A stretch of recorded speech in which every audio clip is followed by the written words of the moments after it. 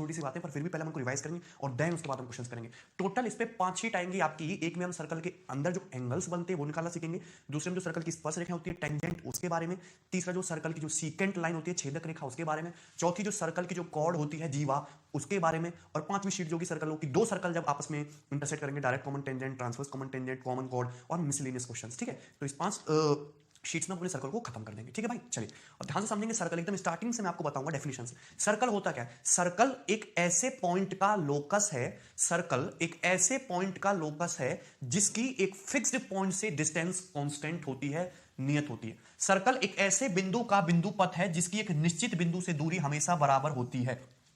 Circle एक ऐसे बिंदु का बिंदु पथ है जिसकी एक निश्चित बिंदु से दूरी हमेशा बराबर होती है। Circle is locus of A point which is जो एक फिक्स्ड पॉइंट से इक्वल डिस्टेंस पे। जैसे है एक आपको मैंने यहां पे एक चीज बनाई है, यहां पे ये कोई पॉइंट ले लिया मैंने P, हमने यहां पे इस पे कोई पॉइंट ले लिया P। अगर मैं इस पॉइंट P की बात करूं तो इस पॉइंट P की इस पॉइंट से डिस्टेंस हमेशा कांस्टेंट है। इस पॉइंट P को आप घुमा के कहीं भी ले जाओ इस बिंदु पथ पे, इस बिंदु पथ पे इस लोकस को उठा के आप कहीं भी रख दो, इस पॉइंट P की हमेशा एक फिक्स्ड पॉइंट O से डिस्टेंस हमेशा कांस्टेंट रहेगी। इसी फिक्स्ड पॉइंट को हम बोलते हैं सर्कल का सेंटर या फिर केंद्र, सर्कल का सेंटर या फिर केंद्र। और इस पॉइंट की जिस फिक्स्ड पॉइंट से जो कांस्टेंट दूरी होती है, जो हमेशा कांस्टेंट होती है, उसी दूरी को बोलते हैं हम सर्कल की रेडियस, सर्कल की रेडियस या वृत्त की त्रिज्या। बात है सबको समझ। सर्कल की रेडियस को हम स्मॉल r से डिनोट करते हैं। किससे डिनोट करते हैं? स्मॉल r से डिनोट करते हैं। सर्कल की रेडियस को हम स्मॉल r से डिनोट करते हैं। सर्कल एक ऐसे पॉइंट का लोकस है जिसके फिक्स्ड पॉइंट से दूरी हमेशा कांस्टेंट होती है, उस फिक्स्ड पॉइंट को सर्कल का सेंटर बोलते हैं और उस फिक्स्ड डिस्टेंस को हम सर्कल की रेडियस बोलते हैं। ये बात सभी को समझ में आती होगी। ठीक है, चलिए दूसरी बात आपको पता होनी चाहिए कि यदि सर्कल की ये जो होती है, जो बिंदु पथ होता है, इसको बोलते हैं हम सर्कल का सरकमफेरेंस, सर्कल की सरकमफेरेंस या फिर परिधि, सर्कल की सरकमफेरेंस या फिर परिधि। क्लियर है भाई? सर्कल की सरकमफेरेंस या फिर परिधि। ठीक, ये होती है सर्कल की सरकमफेरेंस या फिर परिधि। ठीक, इसके अंदर ये जो चीज होती है ना, ये जो चीज होती है, ये होती है सर्कल का एरिया, क्षेत्रफल की सर्कल कितना स्पेस घेर रहा है। ये है सर्कल का एरिया या फिर क्षेत्रफल कि सर्कल कितना स्पेस घेर रहा है। ठीक, चलिए इसके बाद यदि हम सर्कल की सरकमफेरेंस पे कहीं भी कोई दो पॉइंट ले लें, उसको बोलते हैं हम सर्कल की कॉर्ड AB। सर्कल की सरकमफेरेंस पे कहीं भी कोई पॉइंट ले लें, उसको बोलते हैं हम सर्कल की कॉर्ड AB। जैसे यहां पे दिखाया गया है, ये है सर्कल की जीवा, कॉर्ड AB। ठीक, ये बात सभी को पता है। दूसरी बात आगे बढ़ेंगे वन स्टेप बाय स्टेप। सबसे पहले मैं आपको सारी टर्मिनोलॉजी बताऊंगा, समझते रहना ध्यान से। तो ये हो गया सर्कल, ये हो गया सर्कल का सेंटर O। मैंने क्या बोला कि सर्कल की सरकमफेरेंस पर कहीं भी कोई दो पॉइंट ले लीजिए, वो आपस में मिलकर क्या बना देंगे? सर्कल की कॉर्ड यानी कि जीवा। अगर मैं सर्कल की कॉर्ड एक ऐसे खींचू जो सर्कल के सेंटर से पास करे, जो सर्कल के सेंटर से पास करे, AB, सर्कल के सेंटर से पास करे, तो ये हो जाएगा AB डायमीटर, ये हो जाएगा सर्कल का डायमीटर या फिर व्यास AB, व्यास AB। ये सर्कल की कैसी जीवा है? जो सर्कल के सेंटर से पास करती है और ये सर्कल की लॉन्गेस्ट कॉर्ड होती है, और ये सर्कल की लॉन्गेस्ट कॉर्ड होती है। डायमीटर को स्मॉल d से डिनोट करते हैं, और ये क्या होगा? ये आपकी रेडियस का डबल हो जाएगा। यहां से आता है रेडियस हो गया और O से A तक भी रेडियस हो गया, तो डायमीटर जो हो जाएगा वो सर्कल की त्रिज्या का डबल यानी कि 2r होता है। ये सभी को पता है। क्लियर है? कोई डाउट इसमें? चलिए दूसरी बात, यदि हम सर्कल की एक ऐसी लाइन खींचे जो सर्कल को दो बिंदु पे काटती हुई जाए, छेद करती हुई जाए सर्कल को, यदि हम एक ऐसी लाइन ड्रॉ करें जो सर्कल को दो बिंदुओं पे काटती हुई जाती है, वो होती है सर्कल की सीकेंट लाइन। ये सर्कल को पॉइंट C और पॉइंट D पे इंटरसेक्ट करती है या छेदती है। ठीक है, ऐसे यहाँ पे आपकी AB क्या है? एक सीकेंट लाइन है।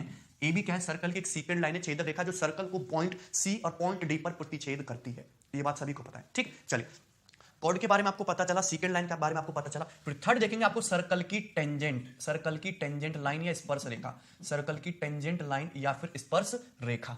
जैसे सपोज ये आपका एक सर्कल है, या फिर सर्कल है, ये सर्कल का सेंटर है, सर्कल का सेंटर हो, तो टेंजेंट लाइन होती है जो सर्कल को केवल एक बिंदु पे इंटरसेक्ट करती है। टेंजेंट लाइन होती है जो सर्कल को केवल एक बिंदु पर इंटरसेक्ट करती है, एक बिंदु पर ही काटती है। जैसा फिगर में दिखाया गया कि AB जो है सर्कल की तुम्हारी टेंजेंट लाइन है, एक स्पर्श रेखा है। तो ये है सर्कल का सेंटर O, और ये जो टेंजेंट लाइन है सर्कल को पॉइंट C पे काटती है। सपोज ये पॉइंट C होता है आपका टेंजेंशियल पॉइंट, ये पॉइंट C होता है आपका टेंजेंशियल पॉइंट या फिर स्पर्श बिंदु, या फिर आपका क्या है? ये स्पर्श बिंदु। This is what? स्पर्श बिंदु। ठीक है ना?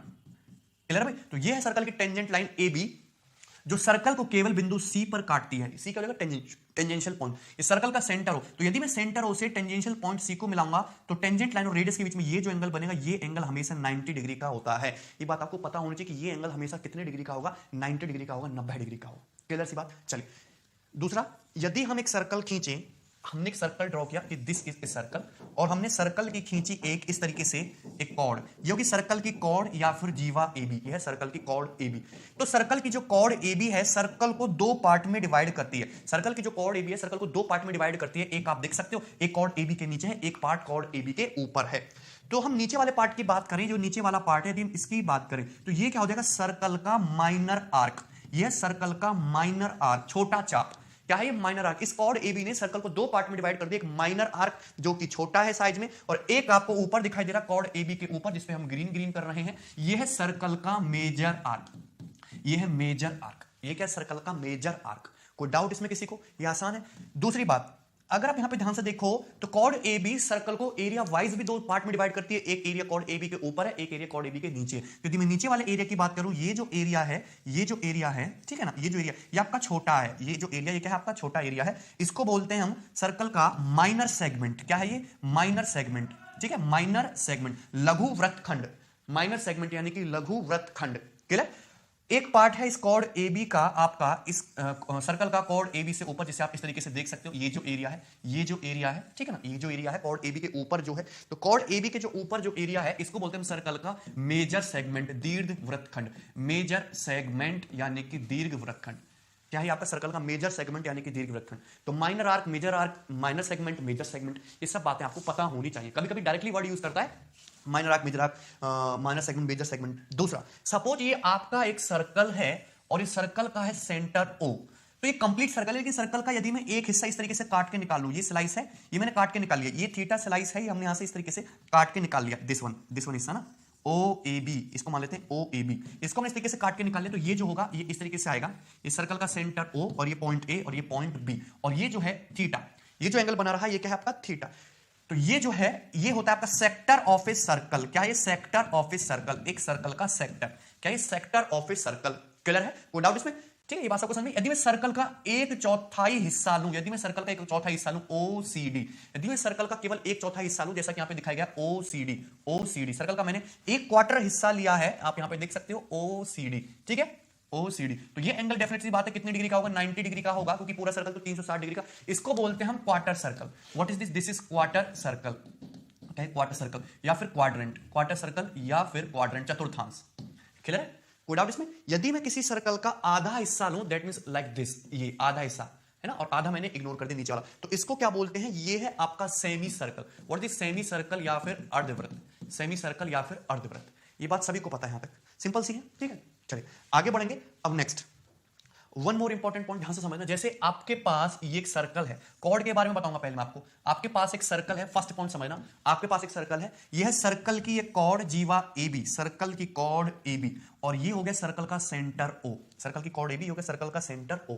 तो सर्कल के सेंटर O से मैंने कॉर्ड AB पे ये डाला, मैंने परपेंडिकुलर, ये डाल दिया हमने परपेंडिकुलर। सर्कल के सेंटर से हमने कॉर्ड AB पे डाला, हमने परपेंडिकुलर C हो गया, ठीक है ना। तो बात आपको याद रखनी कि सर्कल के सेंटर से कॉर्ड पे डाला गया परपेंडिकुलर कॉर्ड को बाइसेक्ट करता है, ठीक है ना। सर्कल के सेंटर से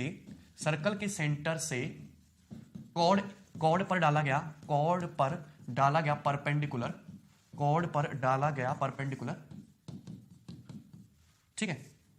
सर्कल के सेंटर से कॉर्ड पर डाला गया परपेंडिकुलर कॉर्ड को बाइसेक्ट करता है, परपेंडिकुलर कॉर्ड को बाइसेक्ट करता है। ये बात सबको पता होनी चाहिए और इसका हम क्वेश्चंस में बहुत ज्यादा यूज करेंगे। सर्कल के सेंटर से कॉर्ड पे डाला गया परपेंडिकुलर क्या करता है, कॉर्ड को बाइसेक्ट करता है। कैसे, ये भी समझेंगे। मतलब हम कहना क्या चाह रहे हैं, हम ये कहना चाह रहे हैं कि AC की वैल्यू BC के बराबर है। अगर ये सर्कल का सेंटर है, ये तुम्हारी कॉर्ड AB, मैं O से A को मिला दूं, मैं O से B को मिला दूं, हमने मिला दिया, इस तरीके से मिला सकते हैं। तो हमारे पास दो ट्रायंगल दिखाई दिए, triangle OCA, triangle OCB, triangle OCA, triangle OCB, दोनों के दोनों राइट एंगल ट्रायंगल है, समकोण त्रिभुज है। दोनों के दोनों राइट एंगल ट्रायंगल में OAB रेडियस, OBB रेडियस, दोनों रेडियस क्या होंगी, बराबर बराबर होंगी। OC क्या है, दोनों ही राइट एंगल ट्रायंगल में कॉमन है, ये एंगल 90 डिग्री का है। तो RHS के प्रॉपर्टी से, राइट एंगल हाइपोटेन्यूज साइड की प्रॉपर्टी से, दोनों के दोनों ट्रायंगल क्या होंगे, आपस में कॉन्ग्रुएंट। दोनों के दोनों ट्रायंगल क्या होंगे, आपस में कॉन्ग्रुएंट। अगर दोनों के दोनों ट्रायंगल कॉन्ग्रुएंट है तो जाहिर सी बात है कि AC की लंबाई किसके बराबर होगी, BC के बराबर होगी। ये जो आपकी AC की लंबाई है किसके बराबर होगी, BC के बराबर होगी। कोई डाउट है, AC की लेंथ किसके इक्वल हो जाएगी, आपकी BC के इक्वल होगी, ठीक है। तो सर्कल के सेंटर से कॉर्ड पे डाला गया परपेंडिकुलर क्या करेगा, हमेशा कॉर्ड को बाइसेक्ट करेगा, AC की लेंथ BC के बराबर होगी। ये क्या आपकी सिंपल सी थ्योरी। दूसरी बात ध्यान रखेंगे आप, सेकंड पॉइंट, जैसे ये आपका सर्कल है, सर्कल ठीक है ना। और ये हो गया सर्कल का सेंटर, ये हो गया सर्कल का सेंटर, ठीक। और हमने सर्कल में दो कॉर्ड यानी कि दो जीवाएं खींची हैं, इस तरीके से सर्कल की दो कॉर्ड हो गई। एक कॉर्ड हो गई आपकी ए बी और दूसरी कॉर्ड होगी सर्कल की सी डी, दो कॉर्ड हो गई, ठीक। और हमने दोनों कॉर्ड से हमने सेंटर्स को मिलाया ए बी और ये हो गया आपका सी डी, इस तरीके से, ठीक है भाई।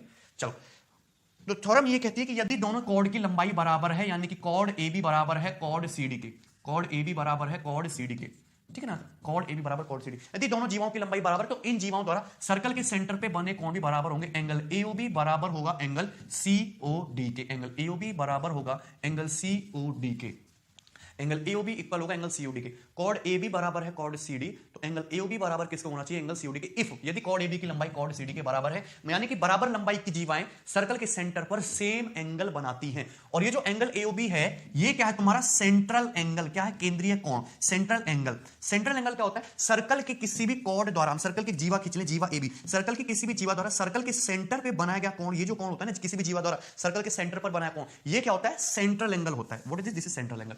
तो हम यहां पे कहना चाह रहे हैं कि यदि कॉर्ड एबी की लंबाई आपकी कॉर्ड सीडी के बराबर है तो ये दोनों एंगल इक्वल होना चाहिए, जो कि होंगे। क्यों इक्वल होंगे, क्योंकि ओए भी रेडियस है और ओबी भी रेडियस है, ओसी भी रेडियस है, ओडी भी रेडियस है। तो अगर मैं दोनों triangle O A B, triangle O C D, triangle O A B, triangle O C D को यदि हम दोनों ध्यान से देखें तो दोनों ही ट्रायंगल में ये रेडियस, ये रेडियस, ये रेडियस, रेडियस और ए बी की लंबाई सी डी के इक्वल है। तो एस एस एस की प्रॉपर्टी से, साइड साइड साइड की प्रॉपर्टी से दोनों ट्रायंगल कैसे होंगे, कॉन्ग्रुएंट सर्वांग सम होंगे। अगर दोनों ट्रायंगल सर्वांग सम होंगे तो ये एंगल थीटा, तो ये एंगल भी थीटा, दोनों एंगल थीटा थीटा होने चाहिए, यानी कि सर्कल के इस कॉर्ड ए बी और सी डी द्वारा सर्कल के सेंटर पे जो एंगल बना है वो क्या होगा, आपस में इक्वल होगा, ठीक। ये बात सबको समझ में आती है। चलिए अब देखेंगे next point, point number 3, point number 3, ठीक है, ध्यान से समझ।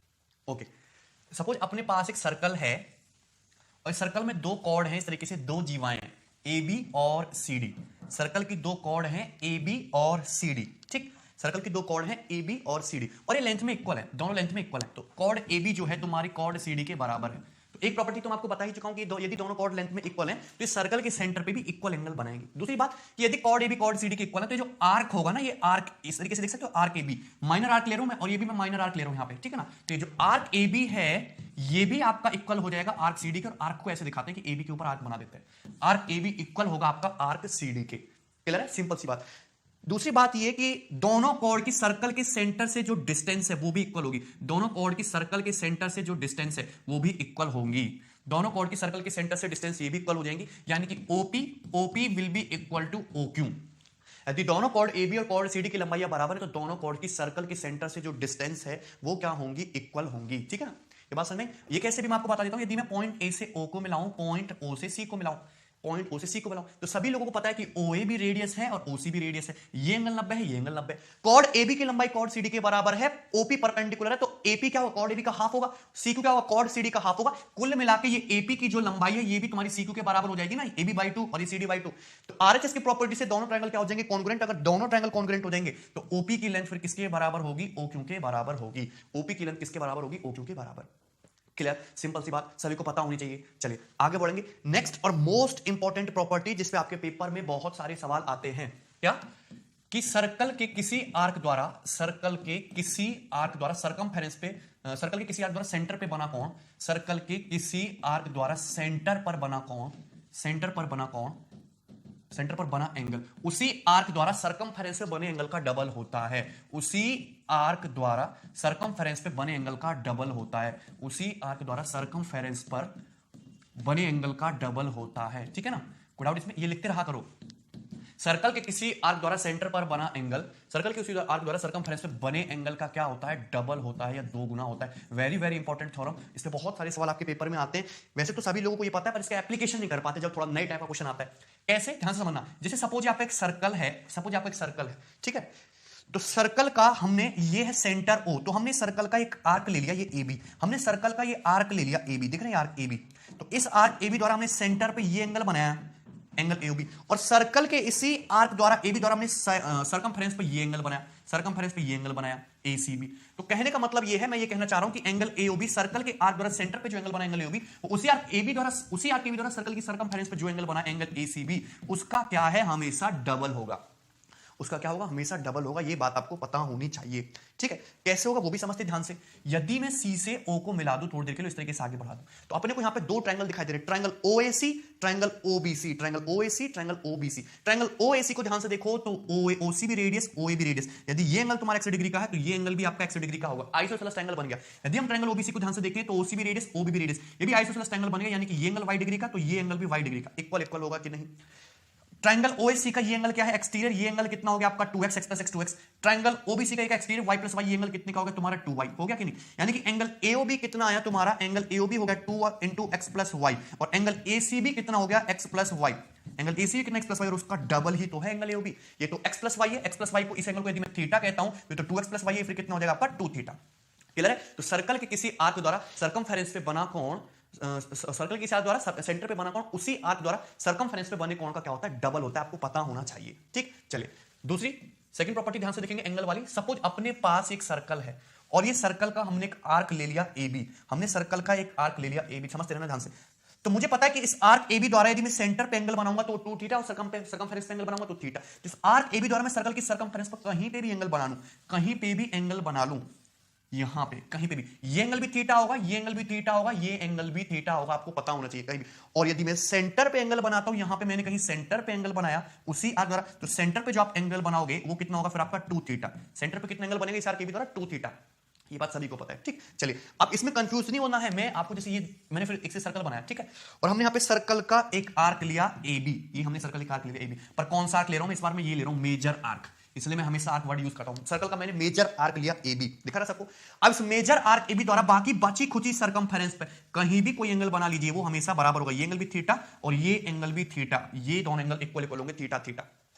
हमने यहां पे इस बार छोटा वाला आर्क लिया था, तो सात बार का बाकी बची कुछ सर्कमफेरेंस पर कहीं भी एंगल बना लीजिए, सब थीटा थीटा थीटा, और सेंटर पे 2 थीटा। हमने यहां पे इस बार क्या लिया आपका, ये मेजर बड़ा वाला आर्क लिया है, तो मेजर आर्क द्वारा बाकी बची कुछ सर्कमफेरेंस पर कहीं भी एंगल बनाइए, सब थीटा थीटा, और इसी आर्क द्वारा यहां पे सेंटर पे ये जो एंगल बनेगा, ये जो सेंटर पे ये जो एंगल बनेगा डबल, यानी कि कितना होगा आपका 2 थीटा, कितना होगा 2 थीटा। क्लियर है। इसी आर्क द्वारा, इसी बड़े आर्क द्वारा सेंटर पे जो एंगल बनेगा ये कितना होगा इस बार, ये आपका 2 थीटा होगा। क्लियर है, ये बात सबको समझ में आनी चाहिए। चलिए ठीक, आगे बढ़ेंगे। और next very very important result ध्यान से समझना है, आपका पेपर में बहुत सारे क्वेश्चन इस पे बनते हैं। साइक्लिक क्वाड्रिलेटरल से पहले सेमी सर्कल में बना कोण, सेमी सर्कल में बना कोण हमेशा 90 डिग्री होता है। सेमी सर्कल में बना एंगल हमेशा 90 डिग्री होता है। सेमी सर्कल में बना एंगल हमेशा 90 डिग्री होता है। क्लियर है, इसमें कोई समस्या किसी को। अर्धवृत्त में बना कोण हमेशा समकोण होता है, ठीक। चलिए जैसे अपने पास एक सेमी सर्कल है, ये हमने एक सेमी सर्कल ले लिया ए बी एक सेमी सर्कल है और इसका सेंटर क्या है O, इस सर्कल का सेंटर क्या है O। तो हमने यहां पे सेमी सर्कल के इस डायमीटर AB द्वारा सर्कमफेरेंस को कहीं भी कोई एंगल बना दिया, तो ये जो एंगल बना है आपका एंगल ACB, ये कितने डिग्री का होगा, हमेशा आपका 90 डिग्री का होगा। कहीं भी आप एंगल बनाइए, हर एंगल हमेशा कितने डिग्री का होगा, 90 डिग्री का। इसको आप दो तरीके से देख सकते हो कि यदि मैं इस सेमी सर्कल को पूरा करके पूरा एक सर्कल कंप्लीट कर दूं, पूरा हम सर्कल कंप्लीट कर दें, ठीक है, तो ये जो नीचे नीचे डॉटेड आर्क आपको दिख रहा है ब्लू ब्लू, नीचे जो डॉटेड आर्क आपको दिख रहा है ये ब्लू ब्लू डॉटेड आर्क जो है, ये सर्कल की सर्कमफेरेंस पे यहां सर्कल के सेंटर पे कितने का एंगल बना रहा है, 180 डिग्री का। जो डॉटेड आर्क दिख रहा है आपको, ये सर्कल के सेंटर पे कितना एंगल बना रहा है, 180 डिग्री का। तो जाहिर सी बात है फिर सर्कमफेरेंस पे कितना एंगल बनाएगा, 90 डिग्री का। दैट्स व्हाई एंगल एसीबी कितना होगा, 90 डिग्री होगा। क्लियर है, कोई डाउट इसमें। दूसरी बात आप ऐसे भी समझ सकते हो कि यदि मैं थोड़ी देर के लिए सी से ओ को मिला दूं, तो ट्रायंगल एओसी, ओसी भी रेडियस और एओ भी रेडियस, तो अगर ये एंगल आपका अल्फा, तो ये एंगल भी कितना अल्फा। यदि हम ट्रायंगल ओबीसी को ध्यान से देखो तो ओसी भी रेडियस, ओबी भी रेडियस। अगर ये एंगल आपका थीटा, तो ये एंगल भी आपका थीटा। कंप्लीट ट्रायंगल एबीसी के तीनों एंगल का सम 180, तो alpha alpha theta theta, 2 alpha plus 2 theta बराबर 180 डिग्री, और अल्फा प्लस थीटा कितना आएगा यहां से 90, और अल्फा प्लस थीटा यानी कि ये हो गया आपका एंगल एसीबी कितनी डिग्री का होगा, 90 डिग्री का होगा। क्लियर, सिंपल सी बात है। चलिए आगे बढ़ेंगे। और नेक्स्ट इंपॉर्टेंट कंसेप्ट है साइक्लिक क्वाड्रिलेटरल। साइक्लिक क्वाड्रिलेटरल से एक क्वेश्चन फिक्स है, पेपर में पूछा ही जाना है। साइक्लिक क्वाड्रिलेटरल, चक्रीय चतुर्भुज, साइक्लिक क्वाड्रिलेटरल चक्रीय चतुर्भुज, ठीक है। मैंने आपको एक चीज बताई थी कि चाहे कोई भी ट्रायंगल हो किसी भी शेप का, हर ट्रायंगल के लिए एक ऐसा सर्कल पॉसिबल है जो ट्रायंगल की तीनों वर्टिसेस, तीनों शीर्षों से गुजर के जाए, तीनों शीर्षों से पास हो। पर हर क्वाड्रिलेटरल के लिए, हर चतुर्भुज के लिए एक ऐसा सर्कल पॉसिबल नहीं है जो चतुर्भुज के चारों वर्टिसेस से होके जाए। तो जैसे अपने पास मैंने क्वाड्रिलेटरल ये बना दिया, क्या कोई ऐसा सर्कल पॉसिबल है जो इस क्वाड्रिलेटरल के चारों वर्टिसेस से होके जाए? नहीं है ना पॉसिबल, ऐसा कुछ बनाना पड़ेगा, नहीं हो सकता। तो कुछ स्पेशल क्वाड्रिलेटरल ही ऐसे होते हैं जिनके चारों वर्टिसेस एक सर्कल की सर्कमफेरेंस पे हो, उनको बोलते हैं साइक्लिक क्वाड्रिलेटरल। जैसे हमने एक सर्कल बनाया, यदि मैं कोई क्वाड्रिलेटरल इस तरीके से बनाता हूं एबीसीडी, इस तरीके से हम एक क्वाड्रिलेटरल बनाते हैं ए बी सी डी, कि उसके चारों वर्टिसेस एक सर्कल की सरकमफेरेंस पे हैं, तो ए बी सी डी क्या हो जाएगा, is a cyclic quadrilateral. A B C D will be a cyclic quadrilateral. ठीक है, कोई डाउट इसमें? सिंपल सी बात है। ठीक, अच्छा, और साइक्लिक क्वाड्रिलेटरल बनने की शर्त क्या होती है, क्योंकि ये एक स्पेशल कंडीशन है, तो इसकी शर्त ये होती है कि साइक्लिक क्वाड्रिलेटरल के आमने सामने के एंगल का सम 180 डिग्री होना चाहिए। यदि एबीसीडी एक साइक्लिक क्वाड्रिलेटरल है तो इसके आमने सामने के एंगल का सम यानी कि angle A plus angle C कितना होगा आपका 180 डिग्री होगा, और angle B plus angle D ये कितना होगा, ये भी आपका 180 डिग्री होगा। Angle B plus angle D ये भी कितना होगा आपका 180 डिग्री होगा। आमने सामने के कोणों का योगफल 180 डिग्री होता है साइक्लिक क्वाड्रिलेटरल में। कोई भी क्वाड्रिलेटरल यदि ऐसा है कि उसके आमने सामने के कोणों का योगफल 180 डिग्री है तो दैट मींस वो साइक्लिक है, उसके चारों पॉइंट्स एक सर्कल की सरकमफेरेंस के होंगे, चारों वर्टिसेस। आया कहां से भी हम समझाते हैं, जैसे सर्कल का सेंटर है सपोज ये O, तो यदि मैं D से O को मिलाऊं और मैं O से B को मिलाऊं, इस तरीके से मिला सकते हैं। ठीक है, ये एक स्ट्रेट लाइन नहीं है, थोड़ा सा टिल्ट है, स्ट्रेट लाइन नहीं है। देखो D से O को मिला, O से B को मिला है। तो यदि मैं सर्कल के आर्क इसकी बात करता हूं, इस आर्क की बात करता हूं, इस आर्क की, ठीक है, इस आर्क की बात करता हूं, तो इस आर्क द्वारा सर्कल की बाकी बची कुछ सरकमफेरेंस पे ये एंगल सी, तो सेंटर पे डबल एंगल ये कितना हो जाएगा 2C, ये कितना हो जाएगा आपका 2C हो जाएगा।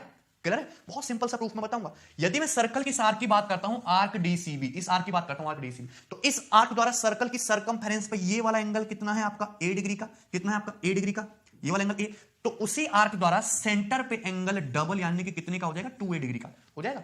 और कंप्लीट एंगल कितना हो गया आपका 360 डिग्री, एक सर्कल है पूरा कंप्लीट एंगल 360 डिग्री, और कंप्लीट एंगल 360 है तो 2A प्लस 2C कितने के बराबर होगा 360 डिग्री के, या फिर angle A plus angle C कितने के बराबर होगा 180 डिग्री के। Angle A plus angle C किसके इक्वल होगा 180 डिग्री के, यानी कि साइक्लिक क्वाड्रिलेटरल के आमने सामने के कोण एंगल ए और एंगल सी का योगफल कितना है 180 डिग्री। अगर एंगल ए और एंगल सी का सम 180 डिग्री तो ऑटोमेटिकली बाकी जो बचे कुछ दो एंगल हैं उनका सम भी कितना हो जाएगा 180 डिग्री, यानी कि angle B plus angle D कितना हो जाएगा आपका 180 डिग्री। ये बात पता होनी चाहिए। ठीक है, चलिए साइक्लिक क्वाड्रिलेटरल में एक और इंपॉर्टेंट प्रॉपर्टी आपको जरूर जाननी चाहिए, आसानी रहती है। सेकंड नंबर, सपोज एबीसीडी एक साइक्लिक क्वाड्रिलेटरल है। सपोज एबीसीडी क्या है, एक साइक्लिक क्वाड्रिलेटरल, जैसे हमने यहां पे बनाया ABCD cyclic quadrilateral, ABCD cyclic. ठीक है, तो इसके चारों जो वर्टिसेस होंगे एक सर्कल की सरकमफेरेंस पे होंगे। तो साइक्लिक क्वाड्रिलेटरल का जो एक्सटीरियर एंगल होता है, एक्सटीरियर एंगल मतलब किसी भी, ये इंटीरियर एंगल हो गया सपोज एंगल बी, यदि मैं इसको आगे बढ़ाऊंगा तो ये हो गया आपका exterior angle at vertex B. तो साइक्लिक क्वाड्रिलेटरल का जो एक्सटीरियर एंगल होता है वो अपोजिट इंटीरियर एंगल के बराबर होता है, यानी कि अगर ये एंगल थीटा है तो ये एंगल भी थीटा होगा। यानी कि अगर मैं इसको नाम दे दूं ई, यानी कि एंगल CBE इक्वल होगा आपका एंगल ADC के, एंगल ADC के। क्लियर है? साइक्लिक क्वाड्रिलेटरल का exterior angle opposite interior angle के बराबर होता है। कैसे ध्यान रखोगे, जैसे आपको ये एक्सटीरियर एंगल की वैल्यू लिखनी है एंगल CBE की, तो ये तो है तुम्हारा एक्सटीरियर एंगल, उससे इंटीरियर देखो, इंटीरियर क्या है तुम्हारा, ये वाला, ये इंटीरियर एंगल है। इस इंटीरियर एंगल के अपोजिट देखो तो ये थीटा होगा। अगर ये एंगल थीटा है तो इसके सामने वाला एंगल देखो ये है, और उसका एक्सटीरियर बना दो तो ये थीटा होगा। बात आई समझ में? ऐसा क्यों होता है कि सपोज ये एंगल थीटा है तो सामने वाला एंगल बी ये कितना हो जाएगा इंटीरियर 180 माइनस थीटा। अगर ये एंगल 180 माइनस थीटा है, पूरी एक स्ट्रेट लाइन है, तो exterior angle should be theta. तो साइक्लिक क्वाड्रिलेटरल का exterior angle opposite interior angle के बराबर होता है। यदि मैं इसको यहां पे इस तरीके से आगे बढ़ा दूं तो सपोज ये एंगल आपका अल्फा है, तो ये एंगल भी कितना होगा फिर आपका अल्फा डिग्री का होगा कि नहीं? ये बात सभी को पता होनी चाहिए। ठीक है, दूसरी बात, साइक्लिक क्वाड्रिलेटरल में एक और बहुत इंपॉर्टेंट प्रॉपर्टी होती है जो आपको जरूर जाननी चाहिए। इस पर अभी तक बहुत ज्यादा सवाल नहीं पूछे गए पेपर में, पर बन सकते हैं, आप बहुत सारे क्वेश्चंस को इजीली इससे बना सकते हो। जैसे सपोज आपके पास एक साइक्लिक क्वाड्रिलेटरल है इस तरीके से एबीसीडी साइक्लिक क्वाड्रिलेटरल। ठीक है, तो इसके दो डायगोनल होंगे, एक डायगोनल हो गया BD और एक डायगोनल हो गया AC, दो डायगोनल है इस तरीके से। और साइक्लिक क्वाड्रिलेटरल की इसकी जो है आमने सामने की जो साइड है, ये साइड सपोज मैंने स्मॉल a मान ली, ये साइड हमने स्मॉल b मान ली, ये साइड हमने स्मॉल c मान ली, और ये साइड हमने d मान ली। क्लियर है? और साइक्लिक क्वाड्रिलेटरल के दो डायगोनल AC को हमने D1 मान लिया, डायगोनल BD को हमने D2 मान लिया। इस तरीके से कुछ अरेंजमेंट हो गया। तो साइक्लिक क्वाड्रिलेटरल में आमने सामने की भुजाओं के प्रोडक्ट का सम, यानी कि AB plus CD, cyclic quadrilateral में आमने सामने की साइड्स के प्रोडक्ट का सम, यानी कि A into B plus C into D, आमने सामने की साइड के गुणनफल का सम बराबर होता है डायगोनल के प्रोडक्ट के, यानी कि D1 इंटू D2। टॉलवीज थ्योरम है ये, AB plus CD is always equal to D1 into D2। आपको प्रूफ जानने की जरूरत नहीं है, बस याद रखेंगे A into B plus C into D बराबर डायगोनल का प्रोडक्ट, यानी कि D1 इंटू D2। ठीक है, चलिए अब देखेंगे नेक्स्ट देखेंगे alternate segment theorem. Alternate segment theorem बहुत इंपॉर्टेंट बात है। ठीक है, और पेपर में इस पे सवाल आता है, बच्चे इसको अप्लाई नहीं कर पाते। ठीक है ना, हम आपको बताएंगे कैसे यूज करना है अल्टरनेट सेगमेंट थ्योरम। चलिए ध्यान से समझना क्या है। जैसे सपोज अपने पास एक सर्कल है, एक वृत्त है, और हमने इस वृत्त की खींची टेंजेंट लाइन, एक स्पर्श रेखा, तो हमने इस तरीके से वृत्त की स्पर्श रेखा खींची, ये होगी वृत्त की स्पर्श जो सर्कल को बिंदु P पे टच करती है, क्लियर है? हमने खींची एक सर्कल की इस तरीके से एक कॉर्ड पी क्यू, सर्कल की कॉर्ड पी क्यू खींची, ये दिख रही है आपको जीवा पी क्यू दिख रही है, ठीक है। यहां पे देखेंगे तो सर्कल के पॉइंट पी पे हमने खींची है टेंजेंट, और उसी पॉइंट पी से खींची है हमने सर्कल की एक कॉर्ड। तो इस कॉर्ड और टेंजेंट के बीच में ये एंगल बन रहा है थीटा, ये एंगल बन रहा है थीटा। तो इसी कॉर्ड द्वारा अल्टरनेट सेगमेंट, मतलब दूसरे सेगमेंट आप यहां पे कहीं भी कोई एंगल बनाएंगे तो वो एंगल भी कितना होने वाला है, ये एंगल भी थीटा होगा, कैपिटल आर, ये एंगल भी थीटा होगा। क्लियर है? कोई डाउट इसमें? तो सर्कल की एक कॉर्ड है, सर्कल की टेंजेंट है, कॉर्ड और सेगमेंट के बीच में एंगल थीटा है, कॉर्ड और सेगमेंट, कॉर्ड और टेंजेंट द्वारा। तो इसी कॉर्ड द्वारा अल्टरनेट सेगमेंट में कहीं भी कोई एंगल बनाओगे तो ये छोटू एंगल, ये भी कितना होने वाला है आपका, थीटा होगा। क्लियर है? ठीक है, चलिए आप देखना ध्यान से। इस बात को हम ऐसे ही बता सकते हैं कि जैसे सपोज अपने पास एक सर्कल है और ये हो गया आपकी सर्कल की टेंजेंट, ये टेंजेंशियल पॉइंट हो गया पी, ठीक है, और हमने यहां पे खींची सर्कल की एक कॉर्ड इस तरीके से पी क्यू। तो आप यहां पे ये चीज गौर से देख रहे होगे कि ये टेंजेंट और ये कॉर्ड, और टेंजेंट और कॉर्ड के बीच में ये एंगल भी तो थीटा बन रहा है, ये एंगल भी तो बन रहा है थीटा। तो इसी कॉर्ड द्वारा अल्टरनेट सेगमेंट में आप यहां पे कहीं भी कोई एंगल बनाओगे तो ये एंगल कैपिटल आर, ये एंगल भी कितना होगा आपका, थीटा होगा, ये एंगल भी कितना होगा, थीटा होगा। ठीक है, ये एंगल भी कितना होगा, थीटा, मतलब अल्टरनेट सेगमेंट में बना एंगल थीटा होगा। देख सकते हैं आप कि सर्कल की ये कॉर्ड है और ये टेंजेंट है, टेंजेंशियल पॉइंट से हम कॉर्ड खींच रहे हैं तो ये एंगल थीटा। तो इसी कॉर्ड द्वारा अल्टरनेट अपोजिट सेगमेंट में जो एंगल बनेगा उसी कॉर्ड द्वारा, वो भी कितना होने वाला है, थीटा। कहीं भी कोई भी क्वेश्चन आपको दे रखा हो, एंगल की बात चल रही हो, अगर आपको टेंजेंट लाइन दिख रही हो और उसी टेंजेंशियल पॉइंट से कॉर्ड दिख रही हो तो 101% वहां पर आपको अल्टरनेट सेगमेंट थ्योरम लगानी ही लगानी है। कोई भी क्वेश्चन हो, यदि आपको टेंजेंट लाइन दिख रही है, टेंजेंशियल पॉइंट दिख रहा है, उस पर एक कॉर्ड दिख रही है, तो 101% आपकी अल्टरनेट सेगमेंट थ्योरम लगनी ही है। ठीक है, चलिए ये आया कहां से वो भी हम आपको बताते हैं। जैसे सपोज आपका एक सर्कल है, ठीक है, और ये हो गया सर्कल का एक tangent line, tangential point P, और हमने कॉर्ड खींच दी, कॉर्ड पी क्यू, क्या खींची, कॉर्ड पी क्यू, और ये हो गया एंगल कितना आपका, थीटा। अब सपोज सर्कल का सेंटर है ये आपका ओ, सर्कल का सेंटर है आपका ओ, तो ये सेंटर है, टेंजेंशियल पॉइंट है, तो सभी को पता है मैं ओ से पी को मिलाऊंगा तो कंप्लीट एंगल कितने का होगा, 90 डिग्री का। एक कंप्लीट एंगल कितने का होगा, 90 डिग्री का। ये थीटा है तो फिर ये छोटू एंगल कितना बचा, 90 माइनस थीटा डिग्री का। कितना बचा, 90 माइनस थीटा डिग्री का। कितने का बचा, 90 माइनस थीटा डिग्री का। अब हमने पॉइंट ओ से हमने किसको मिलाया, क्यू को मिलाया, किसको मिलाया, क्यू को मिलाया। आप देख सकते हैं कि आपको यहां पे एक ट्रायंगल दिखाई दे रहा है, triangle O P Q, triangle O P Q आपको दिखाई दे रहा है। ओपी भी रेडियस है, ओ क्यू भी रेडियस है। ओपी क्यू क्या है, आइसोसेलेस ट्रायंगल है, समद्विबाहु त्रिभुज है। अगर ये एंगल 90 माइनस थीटा है ना भाई, तो ये एंगल भी 90 माइनस थीटा डिग्री का ही होगा, आइसोसेलेस ट्रायंगल है। ये 90 माइनस थीटा, ये 90 माइनस थीटा, टोटल सम कितना हो गया, 180 माइनस 2 थीटा। त्रिभुज के तीनों कोणों को 180 डिग्री होना चाहिए, तो फिर ये एंगल कितना होगा, 2 थीटा। कितना होगा, 2 थीटा। यानी कि कॉर्ड पी क्यू द्वारा सेंटर पे एंगल, सेंट्रल एंगल 2 थीटा है, तो इसी कॉर्ड पी क्यू द्वारा यहां पे सर्कमफेरेंस पे ये जो एंगल बनेगा, ये एंगल फिर क्या होगा, सेंट्रल एंगल का हाफ, यानी कि थीटा डिग्री का होना चाहिए हमेशा।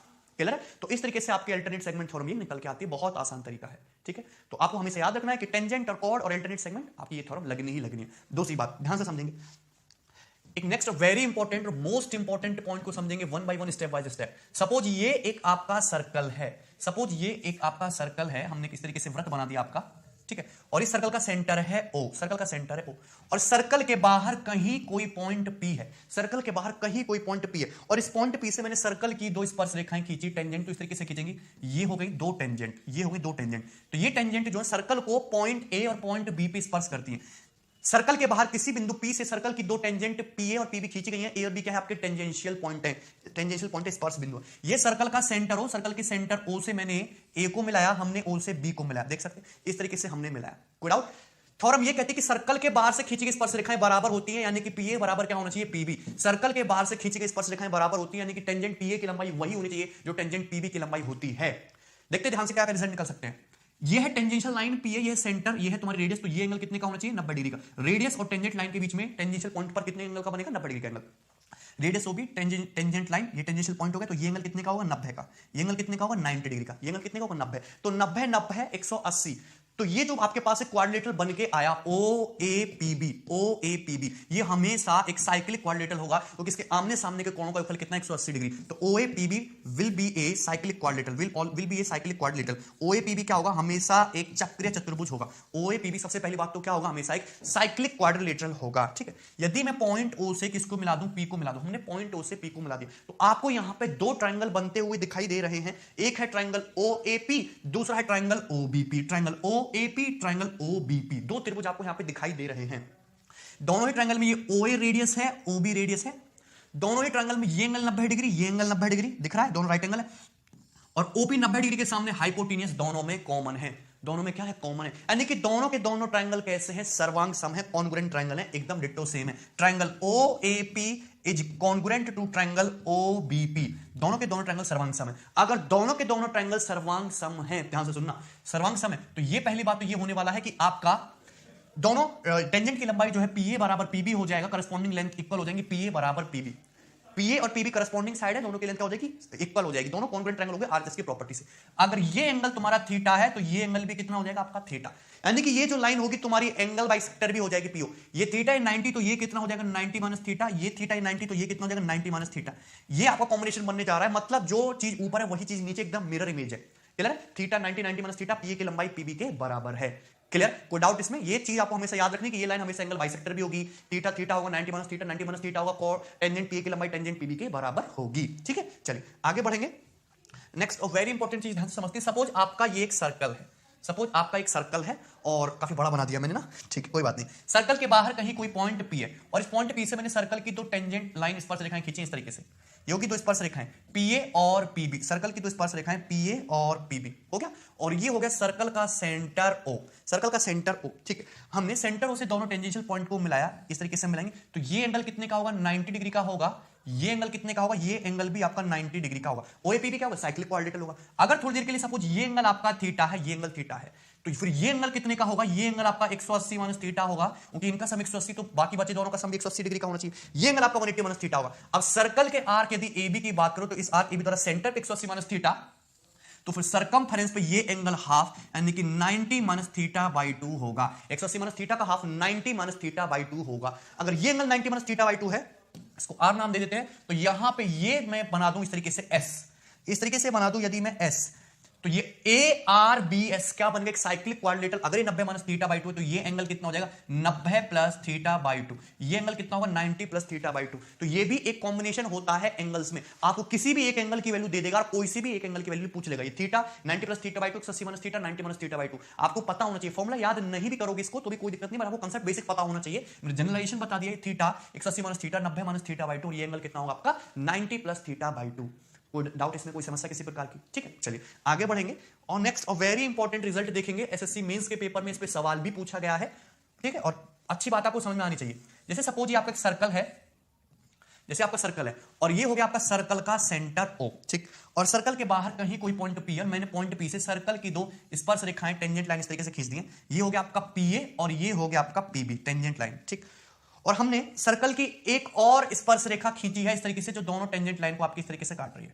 क्लियर है? इस तरीके से काट रही है। कोई डाउट इसमें? सर्कल की हमने एक और स्पर्श रेखा खींची यहां पे जो बाकी अदर टू टेंजेंट लाइन को सी और डी पॉइंट पे काटती है, ठीक है, और सर्कल को पॉइंट आर पे स्पर्श करती है, सर्कल को पॉइंट आर पे स्पर्श करती है। किधर है? सर्कल को बिंदु आर पे स्पर्श करती है। सर्कल के बाहर कोई पॉइंट पी, उससे दो टेंजेंट टी और पी भी, एक अनदर टेंजेंट खींची है सी डी, तो सर्कल को पॉइंट आर पे टच करती है और अदर टू टेंजेंट को पॉइंट सी पॉइंट डी पे काटती है। यदि मैं क्या करूं, सी से ओ को मिलाऊं और डी से ओ को मिलाऊं तो ये एक एंगल बनेगा, ये वाला एंगल, ये वाला angle, angle C O D, इसी के बारे में आपको कैलकुलेट करना है। एंगल सी ओ डी जो होगा हमेशा आपका, आप ए से ओ को मिलाइए, आप ए से बी को मिलाइए, हमेशा एंगल ए ओ बी का हाफ होगा। एंगल सीओडी जो होगा हमेशा एंगल ए ओ बी का हाफ होगा। लिखते रहना चीजों को, एंगल सीओडी की जो वैल्यू होगी हमेशा एंगल ए ओ बी का हाफ होगी। क्लियर? ये बात कहां से आई ये भी मैं आपको समझाऊंगा। यदि मैं ओ से आर को मिला दूं, यदि मैं ओ से आर को मिला दूं, ठीक है, तो ध्यान से समझना, जो मैं ट्रायंगल बनूं उन ट्रायंगल पे फोकस करना। आपके पास दो ट्रायंगल है, triangle A O C, triangle O R C. Triangle A O C ये एंगल 90 डिग्री टेंजेंट रेडियस, ये एंगल 90 डिग्री टेंजेंट रेडियस। ऊपर वाले दो right angle triangle, triangle O A C, triangle O R C, triangle O A C, triangle O R C, दो triangle है। दोनों ही triangle में ये रेडियस इक्वल, में ये वाली साइड कॉमन। क्लियर? दोनों ट्रायंगल में ये एंगल 90, ये एंगल 90, तो आरएचएस की प्रॉपर्टी से दोनों ट्रायंगल कैसे हो गए? कॉन्ग्रुएंट। अगर दोनों ट्रायंगल सर्वांग हो गए तो ये एंगल भी थीटा भाई और ये एंगल भी थीटा, थीटा थीटा हो गया, थीटा थीटा हो गया। क्लियर है? अरे कोई डाउट इसमें? थीटा थीटा हो गया, बात समझ में आई? ठीक। अब नीचे वाले ट्रायंगल पे फोकस करना, दो नीचे ट्रायंगल दिख रहे हैं, triangle ORD, triangle OBD, triangle ORD, triangle OBD. Tangent radius के बीच में ये एंगल 90 है, टेंजेंट रेडियस के बीच में ये एंगल 90 है। ट्रायंगल ओआरडी, ट्रायंगल ओबीडी, ये OR radius, OB radius, 90 OD side दोनों में कॉमन है, तो आरएचएस की प्रॉपर्टी से ट्रायंगल ओआरडी ओबीडी दोनों कॉन्ग्रुएंट सर्वांग सम हो गए। अगर सर्वांग सम है तो ये एंगल भी अल्फा और ये एंगल भी अल्फा, तो complete angle A O B कितना हो गया? 2 थीटा प्लस 2 अल्फा, यानी कि twice of theta plus alpha. Complete angle AOB कितना हो गया? 2 थीटा प्लस 2 अल्फा। लेकिन थीटा प्लस अल्फा अभी दिख रहा है आपको किसके बराबर? एंगल सीओडी के। थीटा प्लस अल्फा तो एंगल सीओडी के बराबर है, तो एंगल सीओडी, एंगल एओबी जो है वो क्या आ गया आपका? डबल आ गया एंगल एओबी क्या होगा आपका, एंगल सीओडी का डबल होगा। कोई समस्या इसमें किसी को, एंगल एओबी जो होगा वो आपका एंगल सीओडी का डबल होगा। क्लियर है, इसमें कोई समस्या किसी को, बहुत आसान इंपॉर्टेंट रिजल्ट है जो कि आपको याद रखना है। ठीक है, चलिए नाउ अगर मैं इसी चीज को समराइज करके लिख दूं तो इस तरीके से लिख सकते हैं, जैसे ये आपका सर्कल के बाहर कोई पॉइंट P, और इस पॉइंट P से सर्कल की दो टेंजेंट लाइन स्पर्श रेखाएं आपकी इस तरीके से, ये हो गई आपकी दो स्पर्श रेखाएं PA और PB, टेंजेंट लाइन PA और PB, ये हो गया सर्कल का सेंटर O। हमने सर्कल की कोई स्पर्श रेखा खींची यहाँ पे इस तरीके से, तो ये हो जाएगी आपकी जो सर्कल को C और D पॉइंट पे काटती है, टेंजेंट लाइन को सर्कल को पॉइंट R पे स्पर्श करती है। ठीक, नाउ हम बात कर रहे हैं इस एंगल COD के बारे में, ये एंगल COD के बारे में। ठीक है, अगर मैं इस एंगल को थीटा मानता हूं तो मैं A से O को मिलाऊंगा, मैं O से B को मिलाऊंगा, so this angle is 90, this angle is 90, this complete angle will be what 180 minus theta होगा, 180 माइनस थीटा। एंगल AOB कितना होगा, 180 माइनस थीटा। OAPB क्या बनेगा, साइक्लिक क्वाड्रिलेटरल। ठीक है, तो ये जो है आपका एंगल COD, ये आपके एंगल AOB का हाफ है। एंगल COD बराबर एंगल AOB है कितना, 180 minus theta, this complete angle is 180 minus theta, 180 minus theta का हाफ। तो एंगल COD जो हो जाएगा वो 90 minus theta by 2। Angle COD की वैल्यू जो आएगी वो कितनी आएगी, 90 माइनस थीटा बाई 2। क्लियर, कोई डाउट इसमें, बहुत आसान है, इंपॉर्टेंट रिजल्ट है, आपको पता होना चाहिए। ठीक है, चलिए ओके, अब देखेंगे नेक्स्ट, और वेरी वेरी इंपॉर्टेंट, पेपर में इस पर डायरेक्टली सवाल पूछा जा चुका है, बनता भी है, ध्यान से समझना। दो थ्योरम हम बताने जा रहे हैं। जैसे सपोज दो सर्कल हैं, जैसे सपोज दो सर्कल हैं, ठीक है ना, एक दूसरे को एक्सटर्नली टच करते हैं, बाह्य स्पर्श करते हैं। दो सर्कल हैं, एक दूसरे को एक्सटर्नली टच करते हैं, बाह्य स्पर्श करते हैं, झूठ मूठ के प्यार का दिखावा करते हैं। दोनों सर्कल के सेंटर हैं O1 और O2, दोनों सर्कल के सेंटर हैं O1 और O2। दो सर्कल हैं, एक दूसरे को एक्सटर्नली टच करते हैं, पॉइंट R पे टच, दोनों सर्कल एक दूसरे को पॉइंट R पे टच करते हैं एक्सटर्नली। हमने दोनों सर्कल के डायरेक्ट कॉमन टेंजेंट खींची, उभयनिष्ठ स्पर्श रेखा इस तरीके से, जो दोनों सर्कल्स को टच करती है पॉइंट P और पॉइंट Q पे, टच करती है पॉइंट P और पॉइंट Q पे। क्लियर, तो आप ध्यान से ऑब्जर्व करना कि ये यदि मैं पॉइंट P से R को मिला दूं और R से Q को मिला दूं, तो ये जो एंगल बनेगा ना भाई, एंगल PRQ, ये जो एंगल बनेगा ना एंगल PRQ, ये एंगल हमेशा 90 डिग्री का होगा। एंगल PRQ हमेशा 90 डिग्री का होगा। अपने पास दो सर्कल हैं, दो वृत्त हैं, एक दूसरे को एक्सटर्नली टच करते हैं, दोनों सर्कल की डायरेक्ट कॉमन टेंजेंट उभयनिष्ठ स्पर्श रेखा खींची गई है, और यदि मैं पॉइंट P पॉइंट Q से कॉमन जहां पे दोनों सर्कल को टच करूं, उस पॉइंट को मिला दूं, तो ये जो एंगल बनेगा एंगल PRQ, ये हमेशा 90 डिग्री का होगा। ये बात आपको पता होनी चाहिए। और इस बात को प्रूव कैसे करोगे, समझने, यदि हमने दोनों सर्कल एक दूसरे को एक्सटर्नली टच करे पॉइंट R पे, यदि हमने एक ऐसी लाइन खींच दी, दोनों सर्कलों की एक ऐसी कॉमन टेंजेंट खींच दी बिंदु R पे, भाई दोनों सर्कल एक दूसरे को पॉइंट R पे टच कर रहे हैं, तो हमने पॉइंट R से जाने वाली दोनों सर्कल की टेंजेंट लाइन खींच दी, ये दोनों सर्कल की उभयनिष्ठ स्पर्श रेखा होगी। ये क्या होगी, दोनों सर्कल की उभयनिष्ठ स्पर्श रेखा होगी, और ये सपोज जाके यहाँ पे पॉइंट S पे मिलती है, जाके पॉइंट S पे मिलती है। क्लियर है, जाके कहां पे मिलती है, पॉइंट S पे मिलती है। ठीक है, कोई डाउट किसी को, जाके कहां पे मिलती है, पॉइंट S पे। ठीक, उसके बाद समझना, हमने पॉइंट R पे दोनों सर्कल की टेंजेंट लाइन खींच दी कॉमन, सर्कल के बाहर से खींची गई स्पर्श रेखाएं बराबर होती हैं, अभी मैंने समझाया। तो सर्कल, बड़े वाले सर्कल को ध्यान से देखो घूर के, बड़े वाले सर्कल के बाहर पॉइंट S से टेंजेंट SP, पॉइंट S से टेंजेंट SR बराबर बराबर होंगी लेंथ में, दोनों इक्वल इक्वल होगा। क्लियर, कोई डाउट। दूसरी बात, सर्कल छोटे को ध्यान से देखो, छोटू सर्कल के बाहर पॉइंट S से टेंजेंट आपकी SR और SQ इक्वल इक्वल होगा कि नहीं, यानी कि मुझे पता चल गया, पहली बात तो आपको ये पता होना चाहिए कि SP जो है बराबर होगा हमेशा SR और बराबर होगा हमेशा SQ। ये बात आपको पता होनी चाहिए, पेपर में मेंस पे सवाल भी पूछा गया है। कुल मिला के SR की जो लंबाई हो जाएगी वो SP के बराबर, SQ के बराबर, या फिर SR की लंबाई जो हो जाएगी वो PQ का हाफ हो जाएगी। SR की जो लंबाई हो जाएगी वो क्या हो जाएगी आपकी, PQ का हाफ।